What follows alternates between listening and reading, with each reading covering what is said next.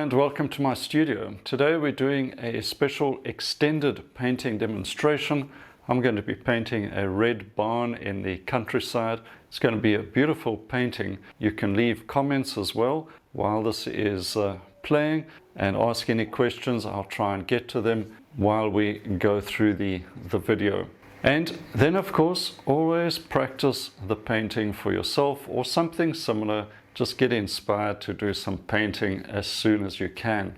Now, what's special about this scene, there's a couple of things you can keep an eye on. The brushwork, getting lots of paint onto the canvas. In this case, I'm painting on Archer's oil painting paper, but doesn't really matter. Any surface is fine. This is about a 6x8 or around about an A5 size. Now, get lots of paint onto your canvas, because if you get lots of paint on quickly, you can move it around and you can make things happen with it. And this is applicable to acrylics as well. Although I'm painting in oils, acrylics, lots of paint on there, get good, beautiful, vibrant color as a result, plus some texture from the brush and a few happy accidents as you move the paint around. Now, before we jump into the demonstration, this is sort of what you can expect when you join my Artist Live channel. So there's a link as well. You can have a look at that.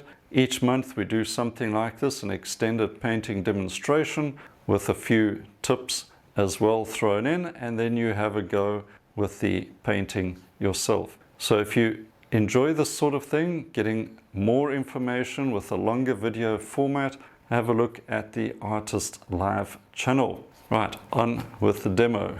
This is the inspiration for the scene, the beautiful light foreground and the darker foreground at the back.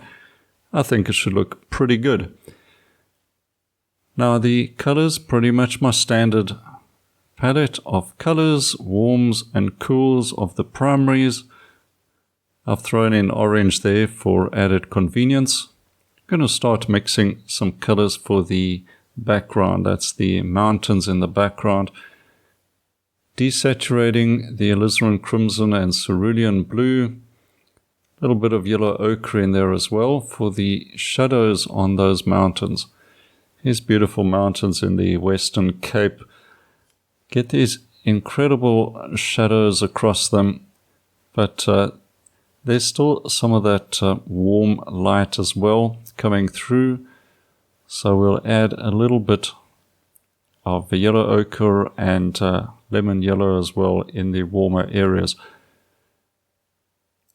So bringing some of that lemon yellow in, heavily desaturated, of course, the alizarin plus a bit of white paint, knocking that green right back to give us that good aerial perspective.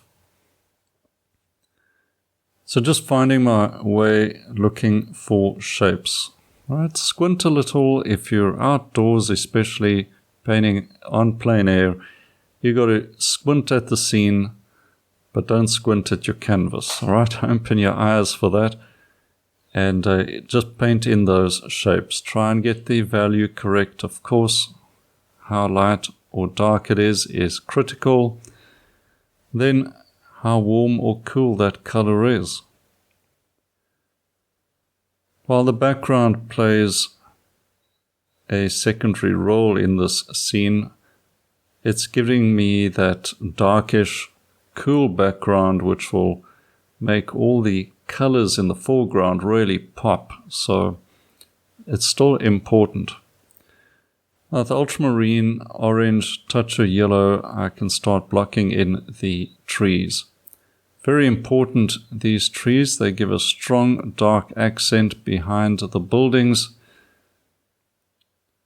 But I'm making the greens warm, so there's the orange in there, and a little bit of lemon yellow. Lemon yellow is, of course, a cool yellow, but with all the other colors like ochre and burnt sienna and orange involved, the greens are relatively warm.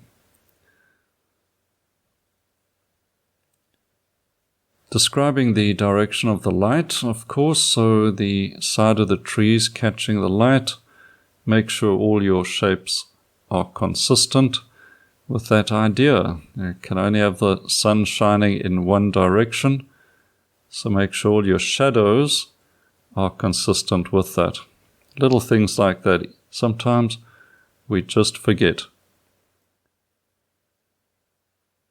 Now, how to describe those eucalyptus trees in the background? Well, as simply as possible. They're pretty much all clumped up there, and the sky holes through the trees are very small. So don't do too many of those in a small format painting like this, otherwise it looks like your trees have come off second best to a shotgun and they're peppered with holes. It just looks wrong. Background trees behind the buildings, much cooler, quite dark in the reference, but I'm making them cooler with cerulean blue and touches of ultramarine, so they do recede a bit. They are in fact behind the eucalyptus trees, so even further away. Now the beautiful foreground is what really interests me as well. Pretty much soft-edged shapes throughout the foreground. So I'm going to have to try and make it interesting, and we'll see how that develops throughout the painting process. But now I'm mixing up some color for the barn, making it a red color. Alright, the color in the reference is sort of a nondescript beige color. I'm going to give it a little bit more interest, hopefully. So red barn, the roof is the sort of, I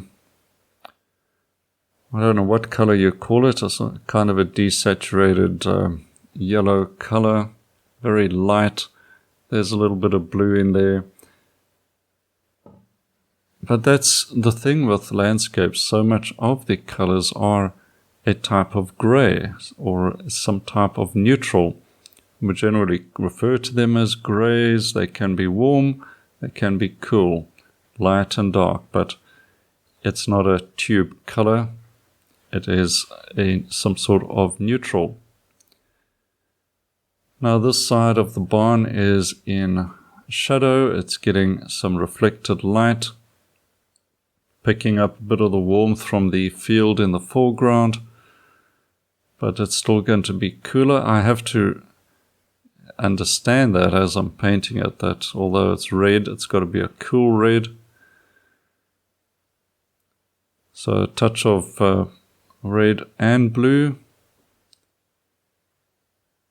and I'm just going to work my way through that idea, and as long as it looks believable, that's the main thing. Barn doors in the front. Now this also, you can see I've changed the shape of the barn a little, made it a bit more upright,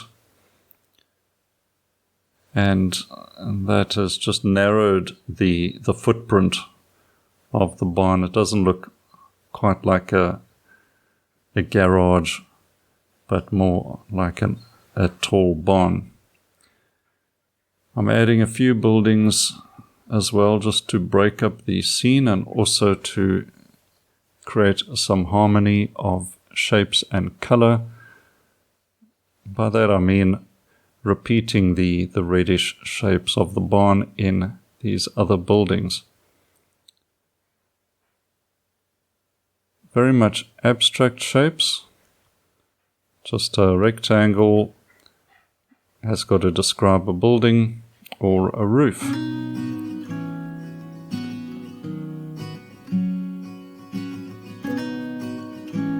Now I started with a size 6 long flat bristle brush. I've moved to a size 4 flat bristle brush for these smaller shapes. Basic parts of a tree without trying to describe the tree in any great detail. You really don't want to have details everywhere, simply suggestions of details. The focal point is the barn, and I want to get the foreground to lead the eye to the barn. From there, everything else is secondary. Some cooler yellowish colors near that barn. I'm also trying to describe more space from the foreground into that middle ground, which means differentiating parts of the fields with cooler yellows and warmer yellows. Throwing in some texture and accent colors. That line is simply a dividing line, that sort of ochre color from foreground field to middle ground field. Back to the size 6 brush, picking up a lot more paint. Yellow, a bit of cerulean, some white. And now it's a case of building up layers of thick paint and texture, creating some interest, but leaving things still quite abstract. And now I'm putting in a foreground shadow. I think that is just another device to divide up space, create more perhaps interest as well, but something to step over in the foreground, get into the lights as well. So I'm having that warm and cool contrast and light and dark contrast. Keeping the shadow foreground fairly thin, but going in for more texture in the lights. Warming things up with a bit of orange into that yellow, but always desaturating the yellows with some white as well, so they don't look too bright, but they've been sort of desaturated by the bright sunlight. And that's the main idea. This creates a harmony with all the colors, because all the colors are influenced by the same light. Alright, so you can't just throw color straight from the tube onto your canvas and hope that it'll harmonize. It won't. Notice how the brush marks add interest as well. So it's the texture of the brush. A few darker accents with a bit of burnt sienna. Not too many, but just enough to grab the eye's attention, create a little staccato effect.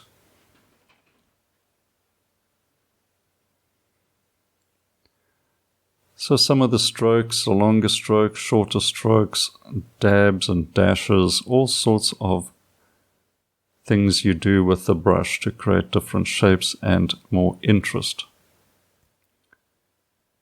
Just some shadow next to the barn to tie it down to the landscape a bit more. The roof really standing out nicely now from the dark background of those trees.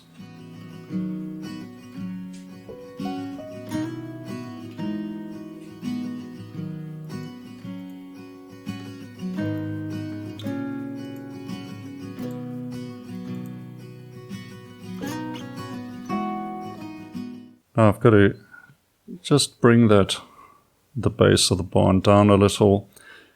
So a few shapes to adjust, a few brush strokes to adjust. Like over here, just bringing some of the light through to match the horizon line.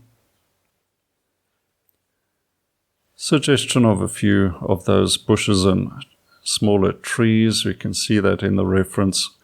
Put a few of those in there. I use them to break up shapes as well. I've got to get the frontage of this barn correct, and not entirely happy with that as yet. I'm going to see if I can place some doors in there. Maybe that'll finish it off. Shadow under the roof line, that's very important.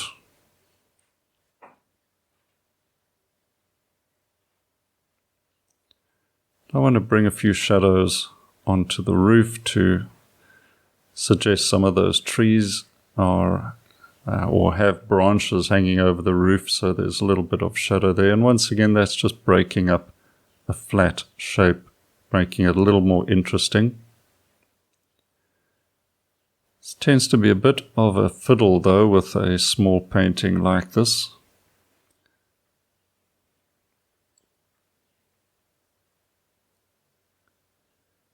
So I keep fiddling with that shadow until I'm happy with it.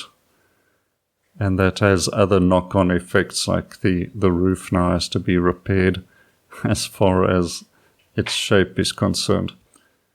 A little more cool red in the side there, I think that just adds a bit more strength. Leave the barn, go on to the other trees, and that's one of the things I like to do, is work the whole painting. A few fence posts using the rigger brush.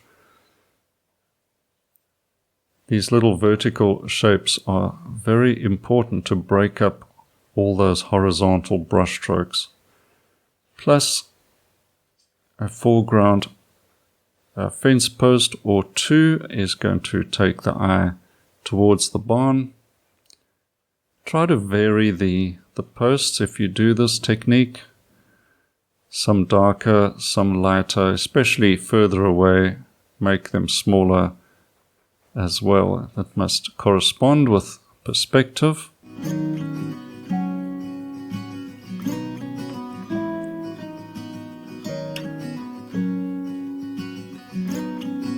I'll just try and shape up that roof a little, get the edge nice and sharp over there in the focal point.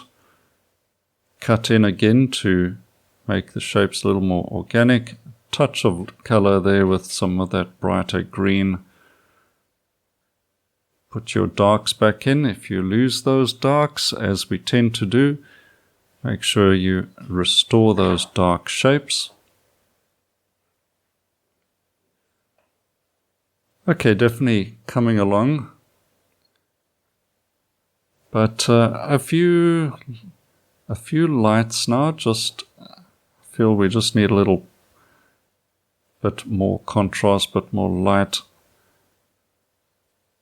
So I'll bring some lights into those greens as we go. The front of the barn is also going to have to be fixed up. Really not happy with that.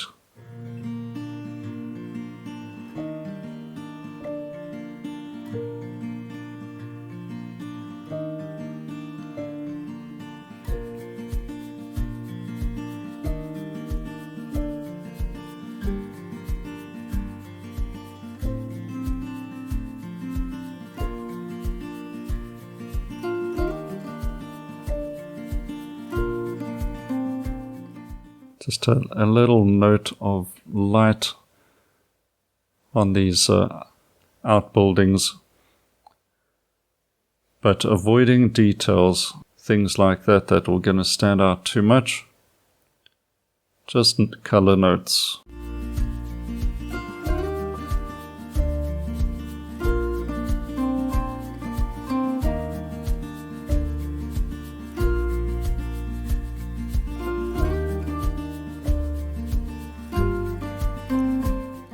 Just enough.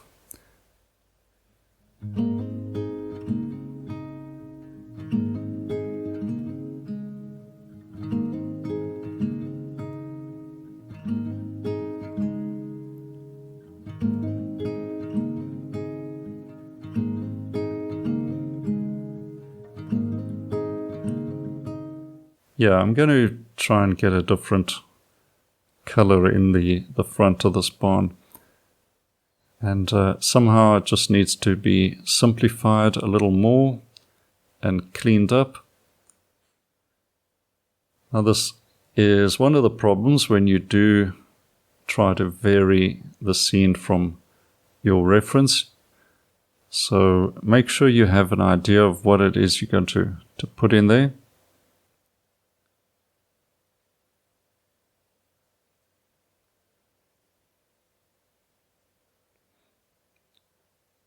I'm still going to have to lighten this up a bit more.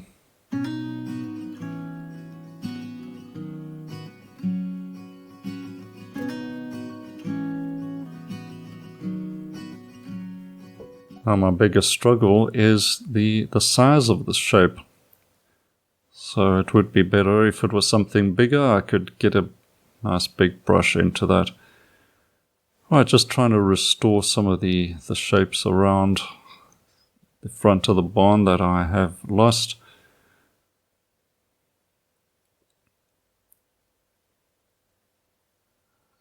Fix up this edge again. Needs a strong edge there at that focal area.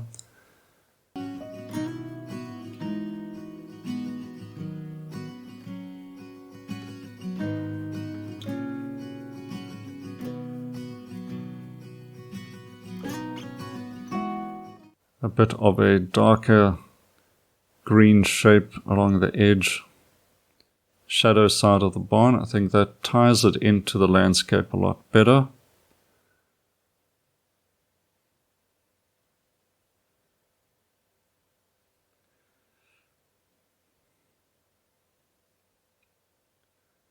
Now I'm tidying up this middle ground area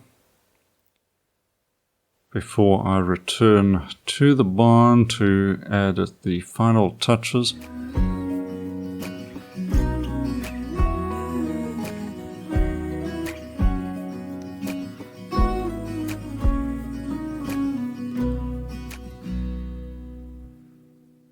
Alright, I think a white outline for the doors will look a little more authentic and also brighten that up.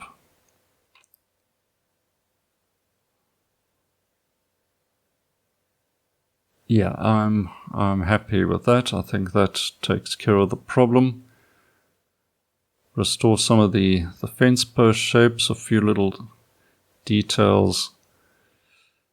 However, now the foreground has got a little too fiddly, and that's because I used a small brush there. So back to the large brush, pick up a good amount of paint and get some of that energy of the brush stroke back again.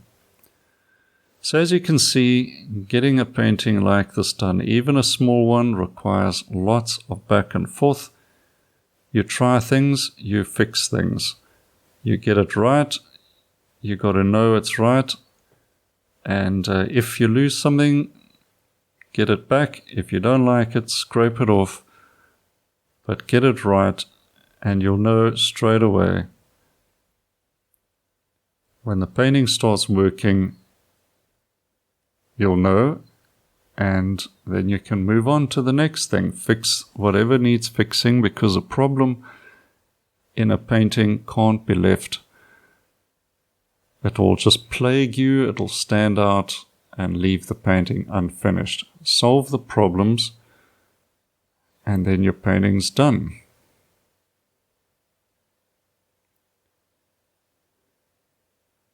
So I'm going to put a figure in. It's perhaps not entirely necessary, but I do like a little touch of life.